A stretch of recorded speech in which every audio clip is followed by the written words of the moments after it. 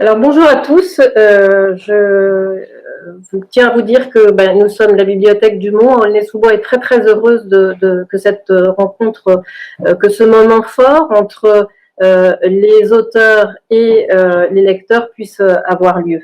Je voudrais remercier l'association d'avoir œuvré pour que cette année cette rencontre puisse se faire malgré le contexte. Et à travers toi, Arnaud, qui est conseiller littéraire de l'association et auteur. Pour nous, c'est très important parce que ça nous permet aussi, nous, bibliothécaires, de continuer à porter des projets. Merci à Eric et à Nathalie Quintane pour leurs deux ouvrages que nous avons. Alors quand je dis nous, c'est l'équipe de la bibliothèque de Dumont et les lecteurs avec qui on a partagé ces deux livres qu'on a trouvé remarquables parce que ces deux sujets de société assez fondamentales avec des formes différentes, mais fondamentales, et que du coup ça nous permet nous d'exercer aussi nos missions qui sont des missions d'information, de réflexion, de partage et très modestement en fait d'agir sur l'éveil de la conscience. Voilà, donc merci à vous et puis voilà, très heureuse de partager ce moment. Merci. Merci beaucoup. Merci beaucoup Martine et merci au groupe de lecteurs qui t'accompagnent justement dans cette rencontre parce que on pourrait nous proposer des rencontres mais si ça rencontre pas le désir des lecteurs de la Seine-Saint-Denis et des groupes de lecteurs qui se retrouvent autour de telle ou telle médiathèque, ça resterait lettre morte. Donc merci beaucoup pour ça. Eric et Nathalie, merci aussi d'avoir accepté donc l'invitation de Hors Limite. C'est vraiment très aimable. Un samedi matin à 11h, je ne sais pas si on a beaucoup de choses à faire, mais résultat, ça laisse toute la place pour un débat, pour le débat qu'on va avoir. Débat qui, dans un premier temps, s'articulait peut-être uniquement autour de ce volume collectif, La raison des plus forts, sous-titré Chronique du procès France Télécom. Mais Nathalie Quintane a une très grande actualité puisque deux livres viennent de paraître qui sont des livres qui tissent beaucoup de liens l'un avec l'autre et on parlera de ça justement puisque ce sont deux livres sur l'école aujourd'hui. Donc merci infiniment à tous les deux. Commençons par la raison des plus forts et on verra que la raison des plus forts n'est pas sans rapport aussi avec tout le travail de Nathalie depuis 1997 et plus particulièrement depuis les 5, 6, 7 dernières années avec plusieurs livres qu'elle a donnés aux éditions POL et à la Fabrique. Donc il va falloir dans un premier temps peut-être rappeler un petit peu ce qu'a été ce procès France Télécom, puisque si un livre existe aujourd'hui, alors que dans un premier temps c'était uniquement des chroniques qui étaient publiées sur Internet, c'est sans doute la preuve qu'il s'est passé quelque chose de fort autour de ce procès, que ce procès a été en lui-même quelque chose de fort, un moment fort peut-être de l'histoire sociale. Eric, peut-être peux-tu rappeler, avant qu'on en vienne au procès lui-même, peut-être peux-tu rappeler un petit peu pourquoi il y a eu ce procès, c'est-à-dire qu'est-ce qui était jugé dans le cadre de ce procès qui a eu lieu au printemps 2019. Déjà bonjour à toutes et tous et merci pour l'invitation à participer à ce magnifique festival. Alors ce procès, il est issu d'une crise sociale extrêmement forte qui a secoué les salariés de France Télécom. Crise sociale qui a été provoquée par la mise en place de deux plans, les plans ACT et NEXT par la direction de l'époque. Le PDG était à ce moment-là Didier Lombard et il avait deux bras droits, parce que dans le capitalisme les bras gauches ça n'existe pas. Il y avait donc Louis-Pierre Vénès et Olivier Barbereau, et ces trois sinistres personnages ont mis en place ces deux plans qui se sont déroulés de 2006 à 2008. Donc c'est déjà une période assez ancienne, avec pour objectif de faire partir de l'entreprise, et Didier Lombard avait dit par la porte ou par la fenêtre, 22 000 salariés sur un effectif global de 130 000 salariés à l'époque. Donc en 3 ans, il fallait faire partir par tous les moyens 22 000 salariés. Ce plan a eu des conséquences désastreuses pour la santé des salariés, puisque très rapidement, on a vu s'accroître ce qu'on appelle la souffrance au travail, avec pour triste conséquence de nombreuses tentatives de suicide et malheureusement aussi des suicides qui ont abouti et qui ont été mis en lumière par un outil qu'avaient mis en place deux syndicats, le syndicat Sud-PTT et le syndicat CFE-CGC, qui s'appelait l'Observatoire du stress et des mobilités forcées, qui a permis de faire sortir de l'entreprise cette situation désastreuse, de la faire connaître. Et à l'été 2009, il y a eu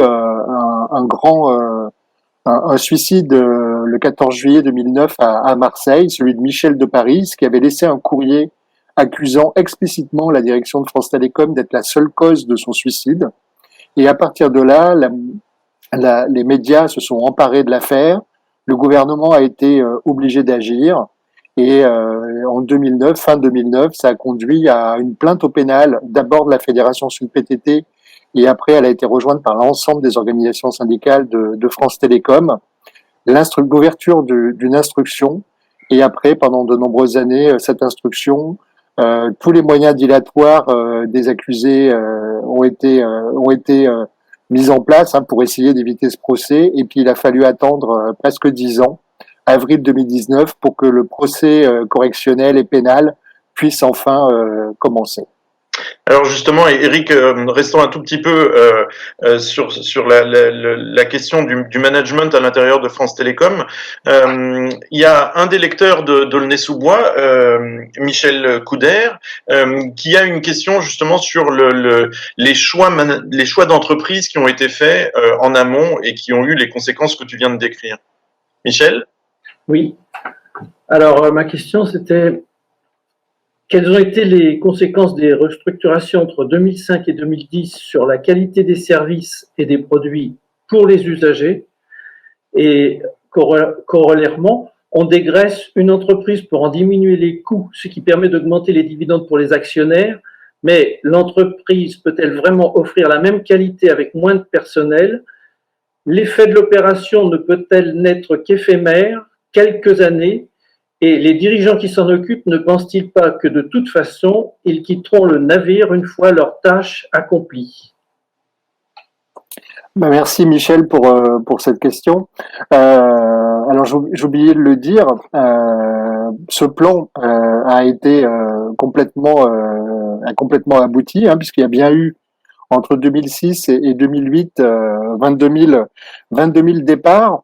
Et dans cette même période, l'entreprise a versé 13,7 milliards de dividendes. Voilà, je pense que on peut mettre en balance ces 22 000 départs et ces 13,7 milliards de dividendes.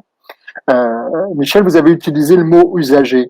Eh bien, ce mot usager, à l'époque, et toujours aujourd'hui, puisqu'à Orange, on ne parle plus d'usager du tout, a été banni au sein de l'entreprise. Il a fallu, pour tous les salariés, qui étaient à l'époque, pour beaucoup encore des fonctionnaires, parler de clients et non plus rendre service, mais vendre. L'objectif principal de l'entreprise n'était plus de permettre aux clients d'avoir des lignes qui fonctionnent, d'avoir des matériaux qui soient performants, de pouvoir développer des nouvelles technologies, comme ça avait été le cas par exemple avec le Minitel, l'enceinte d'Internet qui avait été développée quelques années auparavant par France Télécom.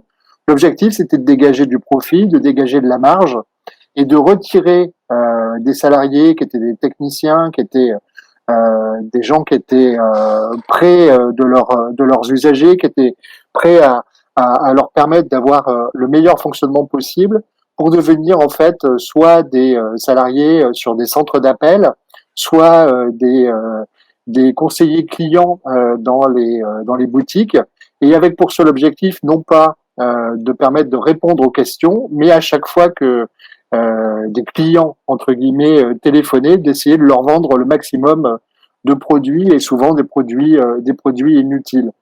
Et d'ailleurs, à l'époque, tous les clients se sont bien rendus compte que là, il y avait une dégradation extrêmement importante de l'outil téléphone, beaucoup de problèmes de connexion, beaucoup de problèmes avec les nouveaux matériels qui étaient développés, et une qualité de service, comme on dit, qui a extrêmement diminué. Et bien entendu, comme toujours dans ces cas-là, hein, les responsables de l'entreprise ne font que passer. Là, ont été jugés Didier Lombard, qui était le PDG à cette époque-là. Mais dans les périodes précédentes, on avait eu aussi Monsieur Breton, qui est aujourd'hui commissaire européen, qui avait été le prédécesseur pendant 2 ans de Didier Lombard. Et auparavant, il y avait eu aussi Michel Bon, qui avait été, lui, un peu plus longuement présent. Mais on voit bien aussi que dans la plupart des cas, ceux qui dirigent les entreprises ne font souvent que passer et du coup se lavent complètement les mains de toutes les conséquences qui sont induites par les modes d'organisation qu'ils mettent en place. Merci Eric. Une autre question, en fait, Michel, mais qui est une question cette fois-ci de Ndiaye Lika, et qui appelle peut-être une réponse relativement courte, mais qui est importante. Alors, elle pose la question, pourquoi n'ont-ils pas échappé au pénal? Alors, ils n'ont pas échappé au pénal, hein, puisque ce procès était un procès en correctionnel. Ce à quoi ils ont échappé, c'est un certain nombre d'incriminations qui auraient pu être retenues. Là, ils ont été uniquement poursuivis pour harcèlement moral institutionnel ou organisationnel, mais à l'origine de la plainte, la plainte qui avait été déposée avait mis aussi non-assistance à personne en danger et homicide involontaire. Malheureusement, l'instruction a écarté ces deux incriminations, mais bien évidemment, si le procès avait pu prendre cette incrimination d'homicide involontaire, il aurait eu des conséquences en termes de condamnation beaucoup plus importantes que celles d'un harcèlement moral organisationnel qui se limitait à 1 an de prison au maximum de la condamnation, ce qu'ils ont eu comme maximum d'ailleurs. Merci Eric. Nathalie, une question pour toi. Est-ce que, alors ça suppose une sorte d'effort de mémoire, est-ce qu'au moment de 2008, dans ces années-là précisément, est-ce que tu te souviens avoir entendu parler dans les médias de ce qui se passait à France Télécom, et est-ce que très vite tu t'es retrouvé en état d'alerte un petit peu, c'est-à-dire à te dire ah là il se passe quelque chose qui ne relève pas du fait divers, il se passe quelque chose qui certainement concerne l'ensemble de la collectivité, pour le dire de manière un peu pompeuse. Alors, il se trouve que mes parents travaillaient à la Poste, les deux. Et la Poste, ça a été pratiquement la première entreprise, c'était pas une entreprise à l'époque, hein, un service public, à rentrer dans cette espèce de processus là, dans les années 90, autant que je me souviens. Mon père me l'a raconté à l'époque. Il était contrôleur divisionnaire, etc. Il était en fin de carrière. Et il m'a dit, tu sais, on me proposait de rester, mais il fallait vraiment que je force des gens à dégager, et ça, je pouvais pas. Donc, j'ai pris à l'époque, on pouvait prendre une retraite anticipée, donc il est parti un peu plus tôt que prévu. Il serait peut-être resté, mais étant donné ce qu'on lui intimait de faire, il n'a pas pu rester, quoi. Et donc, j'étais un peu alertée par ce qui était en train de se passer en direct, puisqu'il me racontait comment ça se passait. Et c'est pour ça que quand cette affaire-là est arrivée dans les médias, les suicides de France Télécom, évidemment, j'ai raccroché à ce qu'il m'avait raconté. Je me suis dit, ah là, c'est encore plus grave, ça va encore un peu plus loin. Et en fait, tout l'ensemble est très cohérent. En fait, on le sait, c'est un projet global. C'est pas simplement France Télécom ou la Poste, je sais pas quoi. C'est l'hôpital, c'est l'éducation nationale, etc. Il s'agit de dégager, liquider des gens. Hein.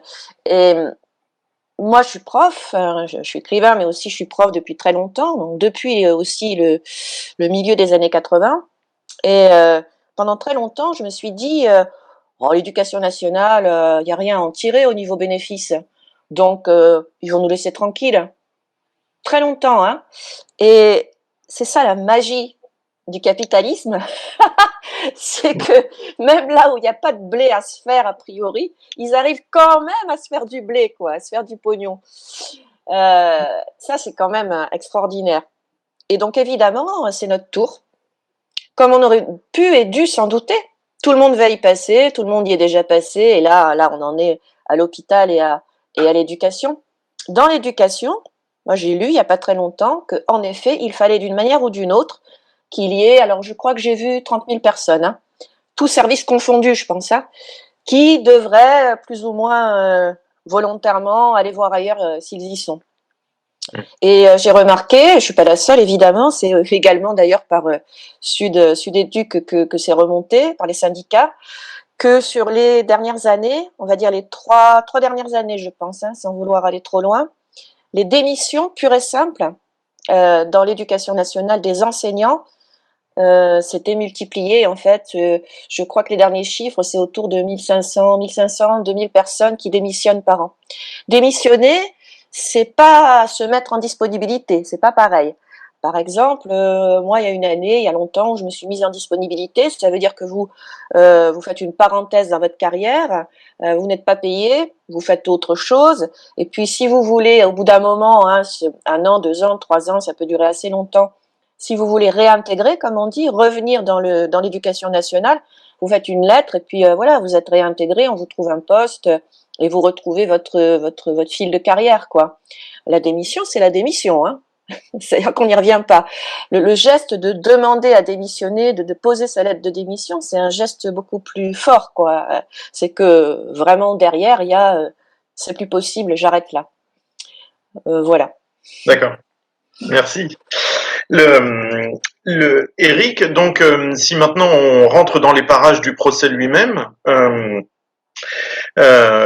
donc le fait qu'un tel procès puisse exister au bout d'une longue instruction est déjà un événement en soi. Ça, toi, en tant que syndicaliste, en tant que porte-parole de Sud Solidaire, c'est quelque chose que tu étais bien placé pour comprendre, à savoir que ce genre de procès, ces procès-là sont très rares, qui incriminent des très grands dirigeants d'entreprises cotées au CAC 40, etc. Donc ces procès-là sont rares. Donc toi, à l'approche du procès, tu te dis il faut faire quelque chose, il faut s'organiser pour garder une trace de ce qui va se passer dans le cadre de ce procès. Oui, tout à fait, Arnaud. Quelques semaines avant le début du procès, qui était un procès prévu sur une durée très longue, hein, puisqu'il y avait 42 journées d'audience qui étaient programmées. On a collectivement réfléchi et imaginé comment on allait pouvoir, nous, avec nos petites plumes de syndicalistes, essayer de relater, de porter à l'extérieur du tribunal ce qui se jouait dans cette salle d'audience et quelle était la meilleure manière de pouvoir donner un écho le plus large possible et garder une trace aussi de toutes ces journées d'audience. Pour nous, la tâche nous a semblé inaccessible et immense, hein.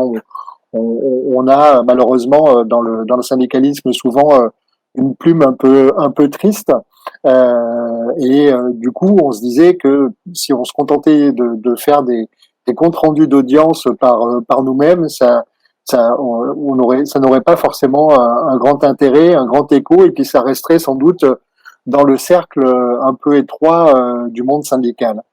Du coup, on s'est dit, il faut qu'on imagine un dispositif un peu novateur, qui permette de rendre aussi, parce que pour nous c'était quelque chose d'important, le caractère universel de ce qui s'était joué à l'intérieur de France Télécom. Parce qu'on pensait, et on continue à penser, que cette histoire, et d'ailleurs Nathalie, quand elle parle de ce qui se passe aujourd'hui à l'éducation ou dans le secteur de la santé, mais on pourrait malheureusement multiplier les exemples à l'infini, ce qui se jouait et ce qui s'est joué à l'intérieur de France Télécom concerne l'ensemble du monde du travail. Et donc on voulait aussi, à travers ce dispositif, permettre d'universaliser un petit peu ce qui s'était joué à l'époque à France Télécom et ce qui allait se jouer dans l'enceinte du tribunal de Paris. Et donc on a imaginé inviter tout un tas de plumes extrêmement diverses et différentes pour chroniquer à chaque audience, avec quelques règles simples et quelques contraintes aussi quand même, puisqu'on demandait à toutes celles et tous ceux qui venaient de nous rendre un texte dans les 48 heures de 10 000 signes maximum sur leur point de vue, et non pas juste un compte rendu, hein, mais leur point de vue sur l'audience à laquelle ils avaient assisté. Et donc on a invité des sociologues, bien évidemment, des médecins du travail, des inspecteurs du travail, mais aussi des écrivains de tout style et tout genre, hein, aussi bien des écrivains de polar comme Dominique Mannotti ou Serge Quadrupani que des auteurs de romans comme toi, Arnaud, ou Nathalie Quintane, ou Leslie Kaplan, pour prendre quelques exemples, mais aussi des chanteurs de rap, des réalisateurs de cinéma, des producteurs de musique, des historiens. Enfin voilà, on a essayé de multiplier les points de vue sur ces audiences, et on publiait à l'époque, au départ, ces chroniques sur le site internet, la petite boîte à outils, avec la possibilité de s'inscrire à une liste de diffusion pour pouvoir les recevoir. Et très rapidement, ces chroniques ont eu un écho extrêmement fort, hein. La presse en a parlé, beaucoup de gens se sont inscrits sur la liste de diffusion, dont par exemple, pour l'anecdote, le père de la présidente du tribunal, et ça a conduit après quelques éditeurs à nous proposer de rassembler ces chroniques dans un livre qui est devenu La raison des plus forts. Alors, une chose sur ce livre, avant de poser une nouvelle question à Nathalie Quintane, moi, quelque chose, pour avoir donc suivi quelques audiences, une chose qui m'a beaucoup étonné, c'est que très vite, au bout de plusieurs journées, très vite, les audiences étaient consacrées à des cas précis. C'est-à-dire qu'il y avait 3 ou 4 cas de suicide ou de tentative de suicide.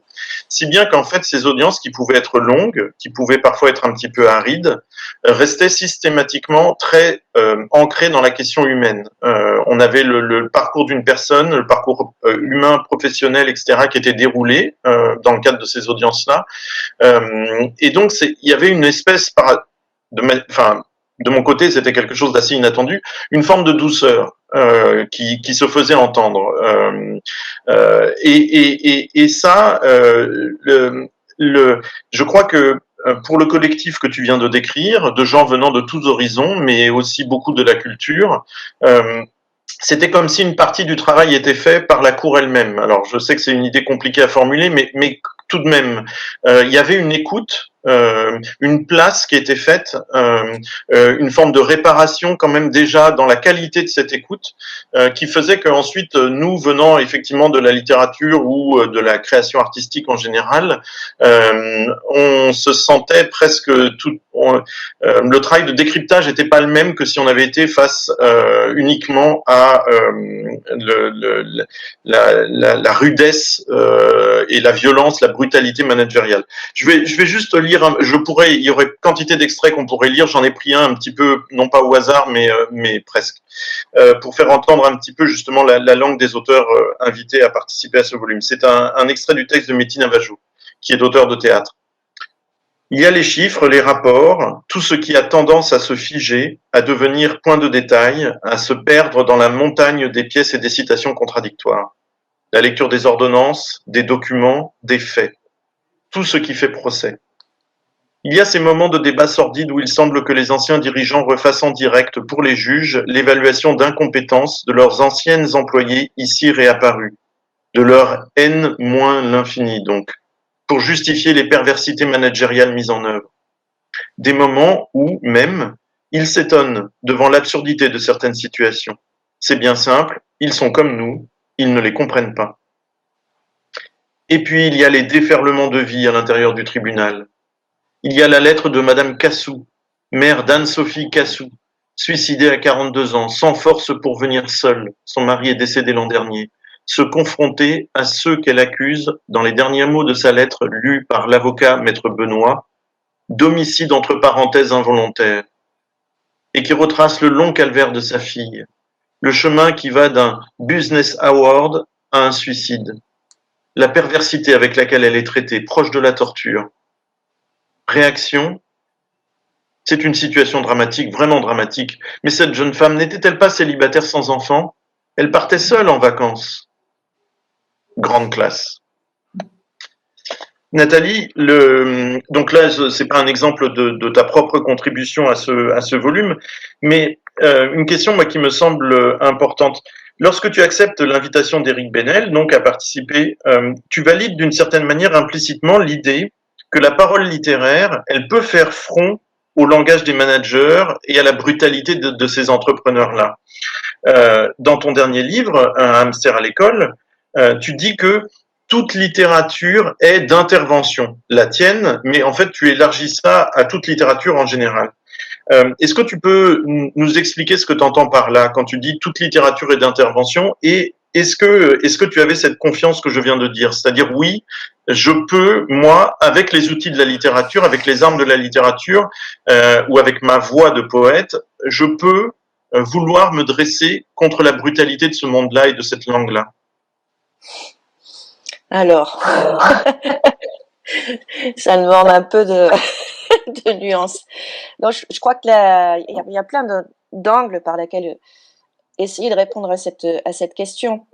Alors, je pense que le livre et le type d'intervention qu'il fait a une force justement parce qu'il n'y a pas que des littéraires.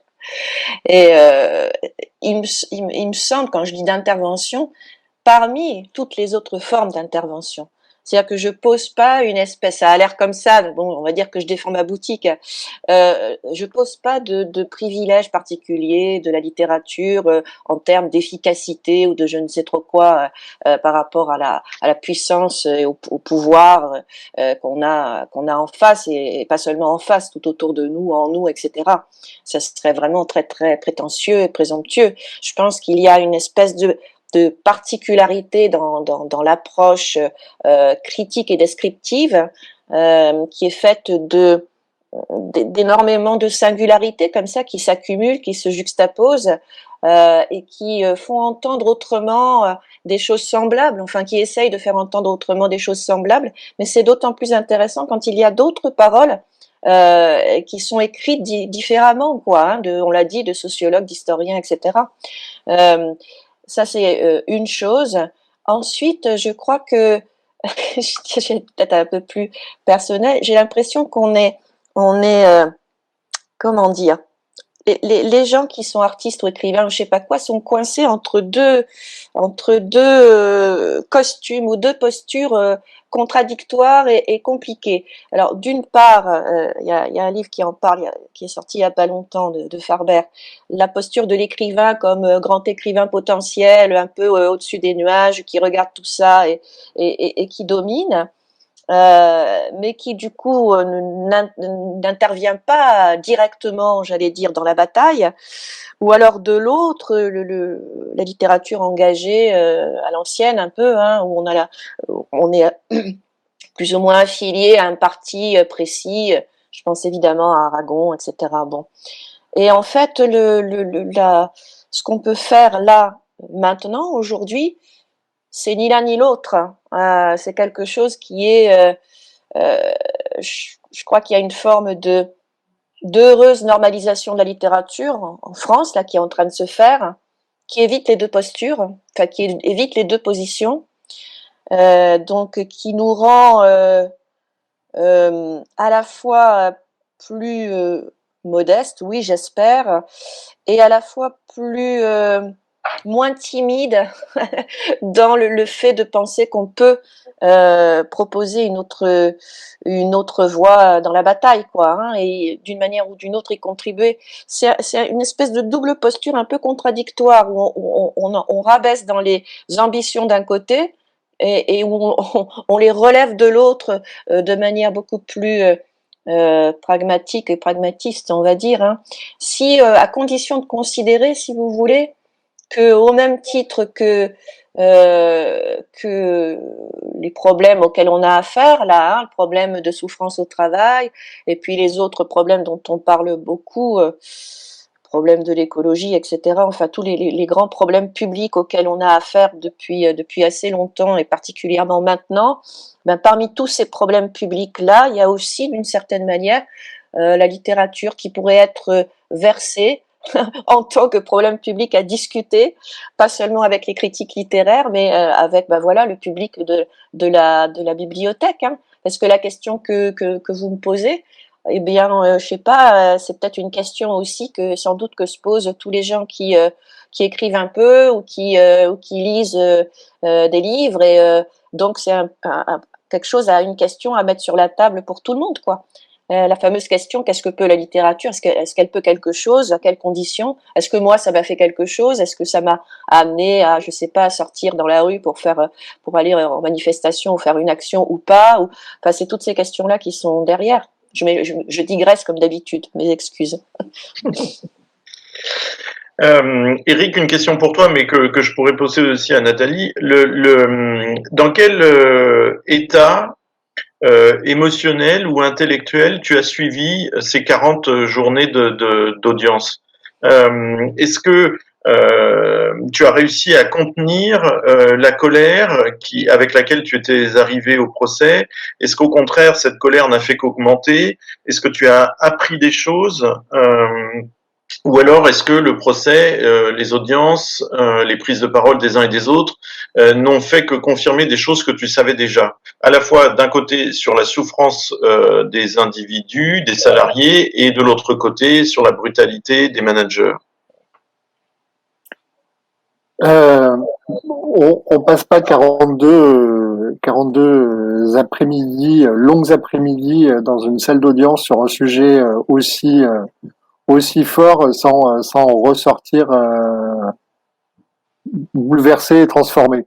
Alors bien évidemment, je n'arrivais pas avec aucune bille sur les sujets qui étaient abordés, puisque dans Solidaire, je me suis occupé pendant plus de 12 ans de ces questions de conditions de travail et d'organisation du travail, et que j'étais déjà à ce poste-là au moment du début de la crise de France Télécom en 2008 et 2009. Donc j'avais sur ce qui s'était passé déjà un certain nombre d'informations. J'avais rencontré beaucoup de salariés de France Télécom, de syndicalistes, donc je connaissais déjà le sujet. Mais tout à l'heure, tu parlais de la manière très humaine dont a été conduit le procès.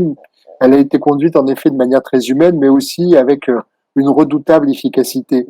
Les 42 journées d'audience, elles ont été vraiment construites, détaillées, précisées pour que, en fait, il n'y ait aucune échappatoire pour les accusés. On voyait au fil des temps de chaque journée d'audience la nasse se refermer, et au bout de 42 journées, on n'imaginait pas un instant que tous ces protagonistes ne puissent pas être condamnés. Il y a eu un démontage précis, méticuleux de toute la mécanique qui avait été mise en place, de toutes ces formes d'organisation du travail extrêmement pathogènes qui avaient été mis en place avec les plans ACT et NEXT. Et ça a vraiment éclairé d'une manière forte tout ce mécanisme, de manière beaucoup plus forte que ce qu'on avait pu nous essayer de faire dans les années précédentes.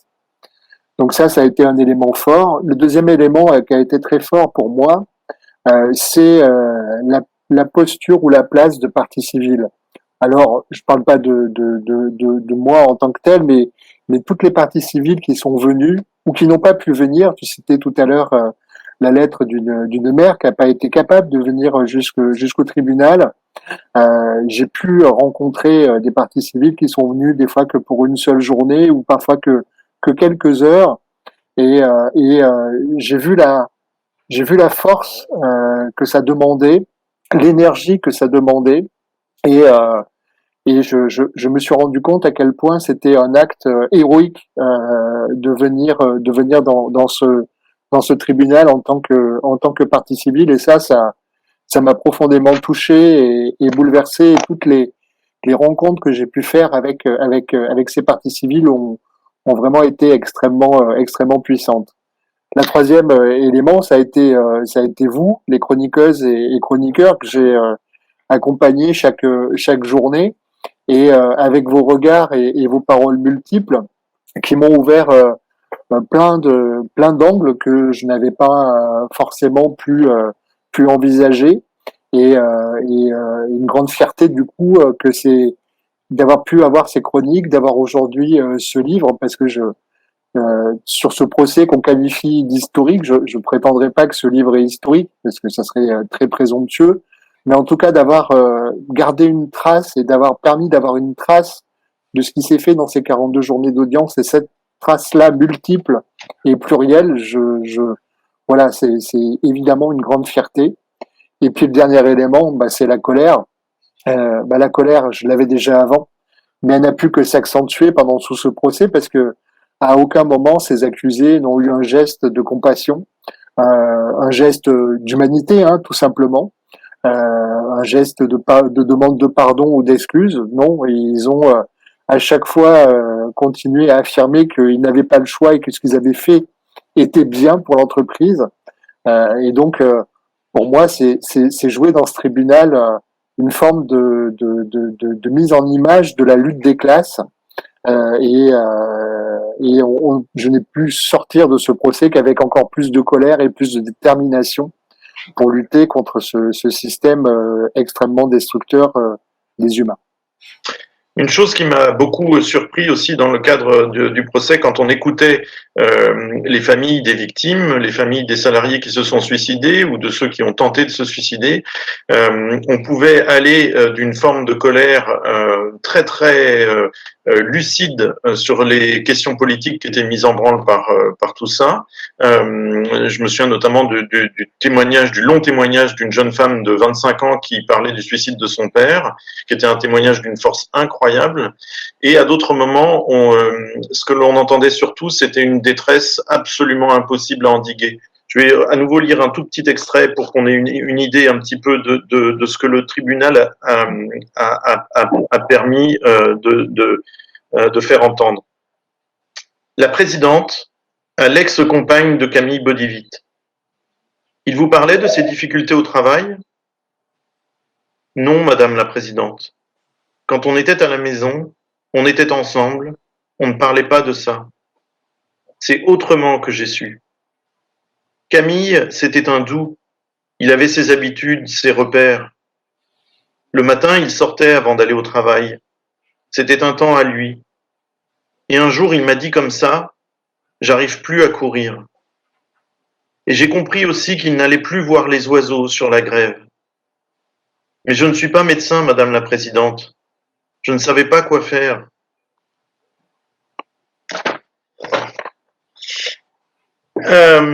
Nathalie, tu as toi-même décrit l'intérêt de cette pluralité de voix convoquée par Éric pour essayer de rendre compte de ce moment de l'histoire sociale contemporaine. Une question qui est peut-être un peu difficile. Est-ce que ces voix, au final, quand on lit la totalité du livre, est-ce que ces voix fabriquent quelque chose ensemble? Est-ce qu'elles créent une sorte de communauté de vue ou de communauté d'analyse, puisqu'on voit bien que il y a un projet de société qui est celui de la brutalité de ces managers-là, de ce monde politique-là qui organise la privatisation de tout selon des critères ultra-violents. Est-ce que en face, les collectifs qui peuvent se constituer réussissent à faire peuple, c'est-à-dire à reconstituer peut-être quelque chose que les autres essayent de détruire? Alors, là, sur un projet comme celui-là, c'est quelque chose de très ponctuel, quoi, hein, qui est lié au procès, qui est lié au travail qu'on a fait chacun de notre côté. On ne s'est pas forcément rencontrés puisqu'on faisait des journées d'audience différentes à chaque fois. Et en plus, avec le Covid et tout ça, on n'a pas pu encore vraiment se voir physiquement, comme on dit maintenant, hein. Or, je crois que pour que ça aille plus, pour qu'il y ait réellement en fait un collectif constitué, il faut qu'on puisse se voir, je crois. Il faut qu'on puisse se parler un peu longtemps, pas forcément tous ensemble, mais qu'on puisse réellement se croiser. Et là, c'est vrai que c'est ça reste à l'état potentiel, c'est-à-dire que le sentiment que j'ai, mais pas simplement sur toutes les personnes qui ont travaillé au livre, qui ont assisté au procès, même si c'est une sorte de point d'ancrage, hein, qui permet aussi de reconnaître, de se compter un peu, la fameuse question, comptons-nous, essayons de se compter. C'est vrai que là, on a il y a quand même beaucoup de personnes qui ont participé à ce travail, à ce livre. C'est là voilà quoi, on se rend compte il y a un tel. On sait que si on doit à un moment embrayer avec autre chose, avec un autre type de projet, on sait un peu sur qui on pourra compter aussi. D'une certaine manière, c'est pas simplement une forme de bilan dans la mesure où en plus c'est pas tout à fait terminé, hein, puisqu'il y aura il y a l'appel, etc. Enfin, Eric pourra peut-être éventuellement en parler. C'est plus sur ce que ça anticipe ou ce que ça pourrait anticiper, parce que évidemment le problème de tout le monde, pas simplement des écrivains et des gens comme ça, c'est cette capacité qu'on a ou pas d'anticiper sur les mois et les années à venir. Ça, c'est très compliqué. Alors au moins au moins, on sait avec qui on peut se voir, avec qui on peut discuter, avec qui on peut essayer d'organiser des choses quand il y aura lieu. Mais écrivain ou pas, artiste ou pas, je pense que la présence, notre présence physique, je ne sais pas, par exemple, Barbara Stigler proposait, je ne sais pas où ça en est, des assises pour l'université de manière un peu indépendante. Voilà, pourquoi pas, c'est une idée. Ou autre chose, hein. Mais c'est cette capacité à anticiper et à se compter qui me semble importante, entre autres. D'accord. Je vais repasser la parole au groupe de lecteurs d'Aulnay-sous-Bois. Et Michel, si vous voulez bien relayer la question de Daniel Bardou, qui était une question pour Eric. Oui.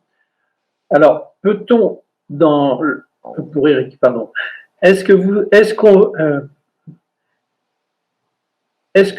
qu'on vous a empêché de publier ce livre, pardon? Et aussi, avez-vous constaté, après le procès, un changement de management à Orange, mais aussi dans d'autres entreprises? Alors non, il n'y a pas eu de tentative d'empêchement de publication de ce livre à aucun moment. Par contre, la direction d'Orange, lorsqu'elle a été interrogée par des journalistes sur ce livre, a toujours refusé pour l'instant de répondre. Donc voilà, c'est de ce côté-là plutôt un refus. En ce qui concerne les évolutions des organisations du travail, malheureusement pour l'instant c'est loin d'être positif, hein, puisque s'il y a eu un changement de direction et de nom, hein, pour France Télécom qui est devenu Orange, et qu'il est arrivé après la crise de Stéphane Richard, qui était à l'époque au cabinet de Christine Lagarde. Je dis ça parce que ça permet de préciser un petit peu tous ces gens, Thierry Breton, Christine Lagarde, Stéphane Richard. On est toujours quand même un petit peu dans le même monde, et on retrouve souvent les mêmes protagonistes aujourd'hui à d'autres postes ou d'autres responsabilités. Donc il a changé la forme, mais pas le fond. Je discutais il y a quelques jours à peine avec un camarade qui travaille à Orange et qui travaille sur un centre d'appel, et il me disait qu'aujourd'hui la forme avait évolué, elle était comment dire, d'une certaine manière euphémisée. On parle plus de souffrance au travail, on parle de qualité de vie au travail. On essaye aussi d'empêcher et de casser tous les outils qu'ont permis le procès France Télécom. On attaque la médecine du travail, on attaque l'inspection du travail, on réduit les possibilités d'agir des instances représentatives des personnels. Par exemple, le CHSCT, le Comité Hygiène, Sécurité, Conditions de Travail, qui à l'époque a fait un énorme boulot pour faire émerger et enquêter et analyser sur les situations au sein de France Télécom. Les ordonnances Macron d'il y a 2 ans et demi l'ont purement et simplement supprimé, et il va être supprimé dans quelques jours au sein de la fonction publique. Donc il n'y a pas eu une modification des modes d'organisation du travail. Le capitalisme et le gouvernement se sont plutôt attaqués à tous les outils qui permettaient de faire émerger ces situations et qui permettaient d'arriver justement à ce procès France Télécom. Comme on dit des fois, casser le thermomètre, en fait. Voilà. Bon, on prenait pas seulement la température, hein, on essayait aussi de trouver des manières de modifier et d'analyser les causes et les conséquences. Mais globalement, la stratégie qui a été mise en place a été plutôt d'essayer de casser tous ces outils plutôt que d'essayer de modifier les choses sur le fond. Nathalie, on l'a entendu dès ta première prise de parole ce matin, pour toi, la question de l'école, qui est donc au centre de tes 2 derniers livres, la question de l'école est complètement liée à celle qui était traitée dans le cadre de ce procès France Télécom. Tu viens donc de faire paraître ces 2 livres-là. Est-ce que tu peux nous parler un petit peu des liens qu'ils entretiennent l'un avec l'autre? Un hamster à l'école est un livre curieusement versifié. Et donc peut-être tu pourrais déjà nous dire qu'est-ce que c'est que cette forme pour un livre qui s'apparente à un essai ou à des formes d'analyse rétrospective, puisque tu parles du fait que en ayant été élève et en étant devenu prof dans le secondaire, tu as une longue pratique de l'éducation nationale et tu es peut-être bien placé pour parler de ces dérives. Et j'adore apprendre plein de choses, qui est un livre au contraire qu'on pourrait presque dire uniquement dialogué, mais qui est un livre qui porte également sur l'école, avec de manière à la fois acide et malicieuse. Il s'ouvre voilà sur une photo de classe de la fin du 19e, où on voit tous les élèves bien rangés, et il se termine sur la photo de Mantes-la-Jolie qui a beaucoup circulé, où on voyait des lycéens qui étaient tenus, qui étaient à genoux du fait des ordres que leur donnaient les CRS. Voilà, quels sont quels sont les liens entre ces 2 livres? Alors, c'était un gros morceau puisque c'est, j'allais dire même pas une partie de ma vie, c'est pratiquement toute ma vie. Et sans doute que d'une certaine manière, je ne suis pas parvenue à tout mettre dans une seule forme. Donc, il y a même un 3e livre qui aborde la question encore différemment, qui sortira cet automne en octobre, je crois, chez POL. Mais bon, alors pour revenir sur ces 2-là, à Hamster à l'école, en fait, c'est un livre que je n'ai pas cessé de tourner dans ma tête depuis que j'ai commencé. Je crois à être élève, étudiante et enseignante. Le point de départ, c'est toutes ces histoires, en fait, anecdotes que je racontais à mes proches de temps en temps, que des fois j'ai raconté 10 fois, 1000 fois. Donc, ce sont des espèces de petits faits très concrets de tel élève qui fait ça, ou tel collègue qui dit ça, ou étant donné que que les gens là où j'habite savent que je suis enseignante, dès qu'il y a un problème d'orientation ou dès qu'il y a quelque chose d'un peu bizarre qu'ils comprennent pas dans l'éducation nationale, et Dieu sait s'il y en a ces dernières années, ils viennent me voir pour un peu, ils me racontent le truc et puis ils essayent de voir sur mon visage si c'est normal, si ça se passe comme ça, ou alors si c'est eux qui comprennent pas, ou bon, il y a des tas. Donc c'est la matière du livre. D'abord, c'est une matière simplement autobiographique, de A à Z, mais qui fait en même temps entrer d'autres voix, au sens où ce sont les voix des parents, ce sont quelquefois les voix ou les attitudes des élèves. Enfin bon, c'est nourri de tout ce qui m'a été apporté pendant ces décennies sur la perception compliquée et contradictoire quelquefois qu'on a de l'école quand on y est passé, et on y est tous passés. Donc, comme j'avais toutes ces histoires-là, ces anecdotes que j'avais pas cessé de raconter, donc c'était une matière orale à l'origine, eh bien, c'est ça qui donne la forme un peu aussi, l'oralité du livre. C'est la reprise, la retranscription d'une certaine manière de ces anecdotes pour un livre, en fait. Enfin bon, pour la littérature. Et puis, quant à la disposition qui intrigue souvent les lecteurs, ou qui ont intrigué d'autres personnes, en fait, il y a eu au moins 2 versions de ce livre. Il y a eu une version sans passage à la ligne, on va dire, qui j'ai essayé 1000 fois d'aller de l'un à l'autre, et puis c'est comme ça que j'ai finalement.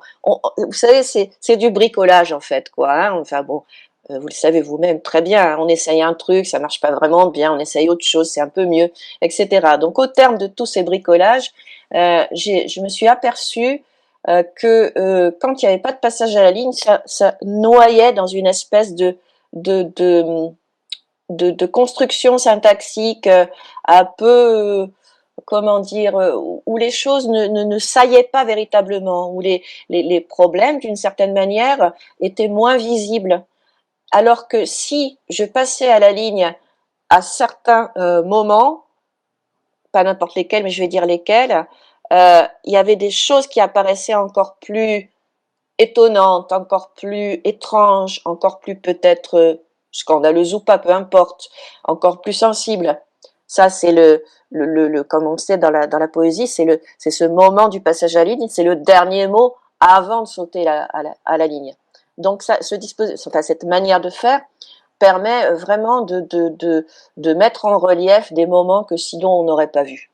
Et puis, il y a aussi autre chose, c'est que je me suis arrangée pour que pratiquement chaque passage à la ligne se fasse sur des mots de classe grammaticale différents. C'est-à-dire, ça c'est pour casser la syntaxe, en fait, casser la forme habituelle de la construction des phrases. Donc, j'explique en 2 mots. Si telle ligne se termine par un nom, celle d'après ne se terminera pas par un nom, mais par un verbe. Celle d'après ne se terminera pas par un verbe ou par un nom, mais par une préposition. Et donc, il y a une variété des mots qui apparaissent à la ligne. Ça peut être des grands mots, entre guillemets, donc des noms, des verbes, etc. Ou des petits mots, le petit personnel, hein, les prépositions, les conjonctions, etc. Et donc, ça permet vraiment d'éviter à chaque fois quand on passe à un autre complément, de passer à la ligne, ce qui donne un côté assez systématique sur lequel on peut jouer, mais qui, pour le coup, qui me semblait pas approprié à cette écriture-là.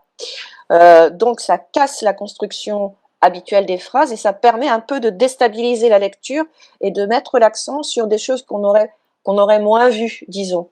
Donc ça, c'est pour le hamster. Et pour l'autre, alors c'est très différent, parce que l'autre, il est nourri de phrases, de phrases qui m'ont servi de starter ou de démarreur, des phrases que je suis allée trouver dans le tout venant de ce qu'on dit sur l'école, mais en particulier, il faut bien le dire, le tout venant de gens qui prétendent savoir mieux que tout le monde ce que c'est que l'école et l'éducation et l'enseignement, et en particulier, mais pas seulement, notre ministre, Jean-Michel Blanquer, Alain Finkielkraut, qui a fait de nombreuses émissions, en particulier sur France Culture, sur le niveau qui baisse, enfin toutes ces choses-là. Et puis d'autres comme ça, hein, le bain, une espèce de bain général de pensée, pas tellement pensée d'ailleurs, sur l'éducation nationale, dans lequel on est depuis déjà pas mal d'années, je pense. Et donc j'ai pris ces phrases qui sont souvent un peu des tartes à la crème, hein, et c'est ces phrases-là, dont j'adore apprendre plein de choses d'ailleurs, qui donnent le titre au livre, qui est une phrase de Blanquer. Et à partir de ces tartes à la crème-là, enfin voilà, des dialogues se sont construits, des espèces de dialogues acides, faut bien le dire, hein, acides, ironiques, sans doute beaucoup plus méchants que dans le hamster, parce que ce véritable tournant très réactionnaire dans lequel on est, fallait que ça sorte d'une manière ou d'une autre. Et ça, il y a des outils littéraires que j'affectionne, hein, l'ironie, enfin toute la littérature de Swift par exemple, hein, qui proposait aux Irlandais pendant la famine de manger leurs propres enfants.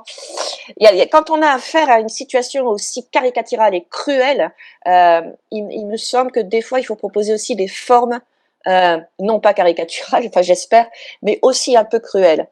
Et donc j'adore apprendre plein de choses, et les 2 photos choisies, hein, le disent. J'ai essayé comme ça de faire jouer cette cruauté pour qu'on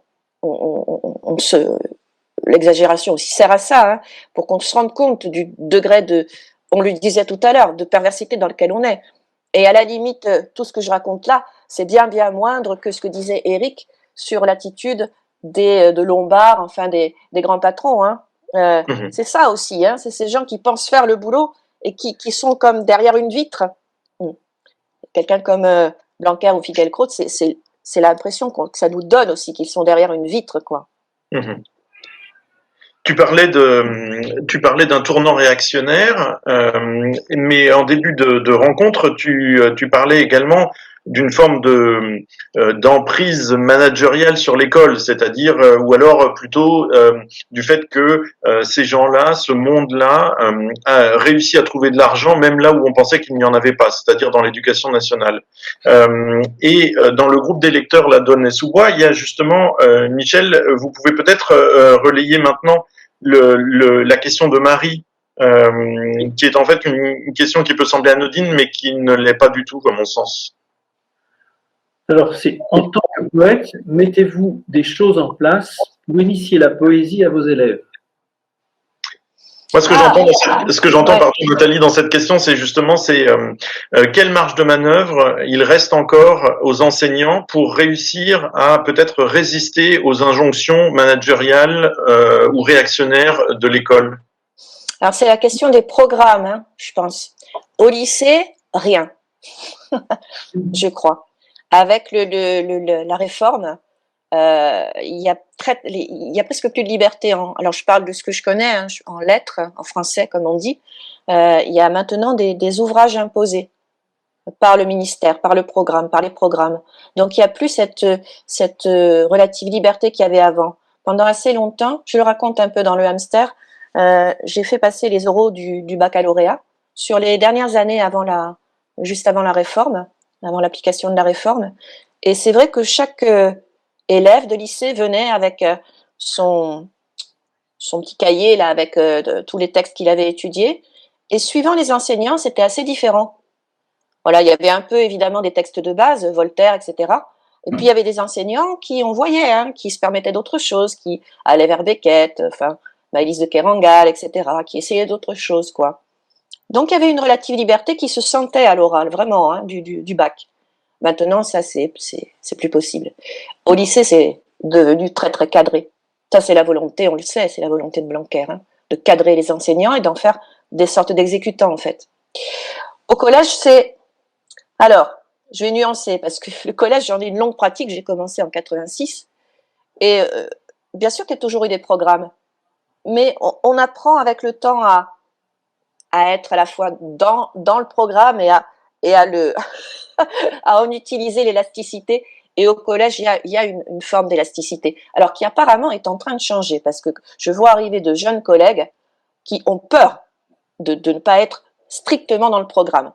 Et j'ai beau essayer, nous avons beau, hein, les anciens, on va dire, essayer, c'est ce qu'on a toujours fait les années précédentes, de dire, bon, oui, c'est vrai, tu dois suivre le programme, mais au collège, il y a quand même une forme de souplesse, tu peux aussi faire des livres, bon, qui sont un peu dans le programme et qui sont pas strictement recommandés ou je ne sais trop quoi, tu as une relative liberté, serre-toi-en, tu peux, t'es autorisé. Là, depuis un an ou deux, je sens qu'ils ont peur. On leur a fait peur, quoi. Hein. Il y avait un jeune collègue qui me racontait que non, il ne pouvait pas faire telle pièce de théâtre en quatrième qui marchait super bien. C'est une adaptation de Sa Majesté des Mouches qui est fabuleuse, quoi. Bon, bref. Non, c'était pas au programme. Il fallait absolument qu'il fasse Marivaux. Mais alors Marivaux, il savait pas comment faire parce que c'était quand même difficile. Et il était coincé. Et alors je lui disais, mais tu vas la perdre ta classe là si tu essayes à tout prix de faire cette pièce-là qui est difficile et tout ça. Et il était coincé. Il disait, bah oui, je sais pas comment faire. Bon. Ça, c'est l'état actuel des choses. Après, je vous dis, quand on a ces décennies d'enseignement au collège, on apprend vous voyez, à passer par... Alors, je vais vous raconter le mieux, en fait, c'est que je vous raconte très brièvement et concrètement la séquence de poésie que je viens de terminer, d'ailleurs, avec des troisièmes. En fait, il y a cette espèce de pensum des figures de style, là, vous savez, il faut un peu qu'ils reconnaissent la métaphore de la métonymie, etc. Et j'ai commencé par justement les euphémismes dans le monde du travail. C'est-à-dire tout ce qu'on connaît, hein, délocalisation au lieu de privatisation, etc. Donc on a commencé, l'ouverture ça a été là-dessus, pour justement faire émerger que la figure qui dominait nettement, hein, c'est l'euphémisme, c'est le fait d'essayer d'atténuer la violence du monde du travail. Donc ça c'était une ouverture beaucoup plus générale du coup, hein, et à la fois précise, techniquement, j'allais presque technique. Hein. Et puis après, dans le programme, par exemple, on doit voir en troisième le romantisme. Donc une forme, si on pense à Lamartine, une forme assez classique au fond de vers qui peu à peu va se défaire avec Victor Hugo et tout ça. Donc je commence avec Demain dès l'aube, Victor Hugo, qui est un poème magnifique, hein, et puis un bout du lac de Lamartine pour qu'il voit à peu près les structures plus ou moins classiques qui déjà sont en voie de bouleversement. Et puis après, j'ai enchaîné sur des choses beaucoup plus modernes ou contemporaines, quelques fragments de René Char, des feuillets d'hypnose. Ensuite, là, quand j'ai terminé avant cette période de confinement, il y a un poème en fait de Bernard Noël qu'il a écrit il y a très peu de temps, il y a 3 ans, en 2017, 3-4 ans, et qui est une reprise d'un article de son dictionnaire sur la commune. Il y a un article qui s'appelle Penser, Penser, où il décrit comme ça un officier de Versaillais qui, au moment de la semaine sanglante, repousse de sa botte la cervelle d'un communard en disant « Ah oui, c'est avec ça qu'il pensait ». Et il a fait de cette anecdote-là, de son dictionnaire, de cet article de son dictionnaire, un poème. Donc, on a travaillé sur le passage du document au poème. Et puis, juste avant, là, il y avait le même système de passage du document au poème sur un poème de Anna Grecki, qui est une jeune femme qui s'est, qui était du côté du FLN pendant la guerre d'Algérie et qui a écrit, qui a été torturée en 57 et qui donc a déposé une plainte, une lettre auprès du procureur pour raconter cette torture. Alors, j'aurais pas tout donné parce que c'est un peu violent, mais le début de la lettre et puis après le poème qu'elle a écrit quand elle était en prison, à la prison civile d'Alger. Et donc, évidemment, je les fais travailler là-dessus. Et puis après, ils écrivent eux-mêmes des poèmes en essayant plus ou moins de suivre ce processus. Tout ça pour vous dire quoi? Pour vous donner d'abord des exemples concrets de comment on peut aborder la poésie. Et puis après, bon, il y a d'autres choses, mais là, ça serait trop long. Il y a aussi le lien que je fais tout le temps avec l'art contemporain, certaines pièces, vidéos, etc. Et ça, c'est tout à fait possible en réalité, c'est tout à fait défendable auprès d'un inspecteur ou d'une inspectrice. Sauf qu'il faut cette espèce d'expérience, de décennies d'enseignement, de penser que ce que vous faites, eh ben c'est pas seulement dans le programme, c'est intéressant, ça ouvre à des choses. Je dis pas que ça réussit à chaque fois, puisque j'essaye à chaque fois souvent des choses différentes. Il y a des choses ça marche pas du tout. Eh ben, je laisse tomber et puis je ferai autre chose l'année prochaine. Mais c'est sans doute aussi pour ça que je suis restée au collège, c'est parce que je sens une plus grande marge de manœuvre. D'accord. Merci. Michel, peut-être on va terminer avec la question de Nicolas Sudre. Oui, justement. Comment ce livre a été reçu par les enseignants? Le hamster à l'école. Ouais. Ouais. Et ben, ceux qui n'ont pas été contents, je les ai pas trop entendus, mais il y en a eu. Et écoutez, il a été très très bien reçu. Hein. Je veux dire beaucoup mieux que tous mes autres précédents livres. Et ça nous a surpris. Ça a surpris la fabrique, qui pensait pas du tout que ça marcherait comme ça. Et moi encore plus. Et en fait, donc évidemment, ça porte plus à réfléchir quand un livre marche, enfin, relativement, hein, ça va, je suis pas Emmanuel Carrère, mais rassurez-vous, je ne devais pas acheter une propriété. Mais quand un livre marche, plutôt quand un livre marchote comme j'ai l'habitude depuis le début, quoi. Et en fait, les livres que j'ai écrits qui sont sortis avant, là, il y a pas longtemps, hein, Les enfants vont bien, et puis avant, je sais plus lequel c'était. On marchait de manière sympathique. Quand je dis sympathique, un œil en moins, voilà. C'est toujours à 2000, 3000, quoi. Ce qui est pas beaucoup, mais ce qui est plutôt pas mal, vu le type de littérature que je fais. Et je me disais toujours, ouais, ils sont peut-être un peu trop crus, justement, ou alors, je sais pas, ils sont pas tout à fait en phase avec ce que les gens attendent, ou même le type de lectorat que j'ai attend, ou je sais pas quoi, bon, voilà. Mais moi, je me satisfais très bien de 2000 lecteurs, dans la mesure où j'ai passé très longtemps Enfin, pendant 10 ans ou 15 ans, j'étais plutôt à 700, 800. Alors, quand on passe à 2000, on se dit, waouh! Bon, et là, en fait, avec ce livre, le hamster à l'école, je me suis dit, ah ouais, ça tombe pile poil. Tu y vas à fond sur l'expérience de l'école et tout ça, mais ça rencontre complètement en ce moment l'expérience des gens. C'est-à-dire que les enseignants, comme les quelques parents, etc., qui ont lu ça, et les adolescents, puisque j'ai des fils et des filles de collègues ou des amis qui se sont emparés du livre aussi, ça c'était le plus curieux. C'est comme si tout le monde s'était retrouvé dans ce livre, aussi bien des ados de 16, 17, 18 ans, que des gens de mon âge, là, la cinquantaine, soixantaine, 70, comme si tout le monde se reconnaissait là-dedans. Donc ça, c'était quand même très surprenant parce que c'est un livre aussi qui ne va pas avec le dos de la cuillère, quoi. Enfin, bon, toujours.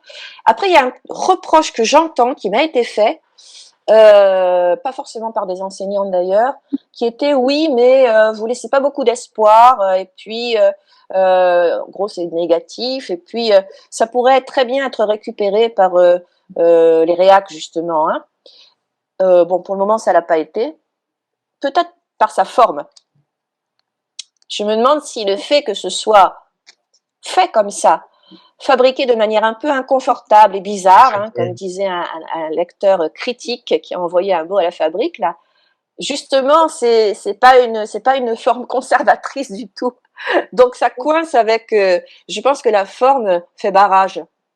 Et donc jusqu'à présent, le livre n'a pas été récupéré par exemple Alain Finkielkraut, ça c'est pas possible. Et puis ensuite sur le fait que ça laisse pas beaucoup d'espoir, ou je sais pas. Je crois que ça passe par il y a une forme d'énergie dans ce que j'essaye de faire, et s'il y a quelque chose de l'ordre de justement de l'énergie et de l'espoir, ça passe par là aussi, je crois, sur cette forme d'énergie qui est dans la manière dont j'écris, quoi. Et puis par ailleurs, et dernière chose, j'ai l'impression que je me défends comme je peux, mais après il y a d'autres livres, par exemple J'adore apprendre plein de choses, qui est peut-être encore plus clair dans l'ironie, c'est-à-dire qu'on n'écrit pas un seul livre, c'est ça le truc, c'est que quand, je pense que Arnaud, vous connaissez ça, quand il y a un livre qui a un gros succès, ou un petit succès, peu importe, les gens se disent qu'on a écrit que ça, mais on n'a pas écrit que ça, au sens où il y a eu des tas de livres avant, il y en aura peut-être après, et tout ça s'inscrit dans une suite quand même, malgré tout. Oui, tout à fait. Ben, ne serait-ce que quand on regarde votre œuvre, par exemple, un livre comme Tomate ou un livre comme Que faire des classes moyennes sont deux livres totalement différents qui parlent depuis des endroits très très différents l'un de l'autre. Et pour le coup, quand on parcourt votre œuvre, on est très surpris justement par l'espèce d'agilité avec laquelle, tout en creusant peut-être toujours le même sillon, vous parvenez à vous faire entendre depuis des endroits très différents. On aurait pu lire là, puisque vous citiez Finkielkraut, on aurait pu lire le passage dans Un hamster à l'école où il est question de faire chanter la Marseillaise à des enfants, mais je l'avais retenu. Bon, mais c'est peut-être un petit peu long et puis on est un peu en fin de rencontre. Donc il me reste alors d'abord peut-être à remercier les lecteurs de la Bibliothèque du Mont à Aulnay-sous-Bois, et de remercier Michel qui s'est fait leur porte-voix, même si les autres étaient hors champ, ils étaient bien là, et Martine Thiam qui s'est beaucoup donné aussi pour permettre que la rencontre se passe comme ça.